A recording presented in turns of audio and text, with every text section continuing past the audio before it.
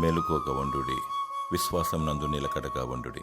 1 కొరింథీయులకు రాసిన పత్రిక 16:13. ప్రభు అని యేసుక్రీస్తు రాత్రంతా మెలకువగా ఉండి ప్రార్థించేవాడు. దినమంతా దేవుని రాజ్య విస్తరణకై ప్రకటించేవాడు. ఆయన శిలువ కార్యమును జరిగించుటకు ముందు గెత్సేమనే తోటలో తన శిష్యులను ప్రార్థించమని సెలవిచ్చాడు. శిష్యులు అలసిపోయి నిద్రిస్తుండగా ఒక్క గడియ మేల్కొని ఉండలేరా అని యేసుక్రీస్తు ప్రభువు వారిని అడిగాడు.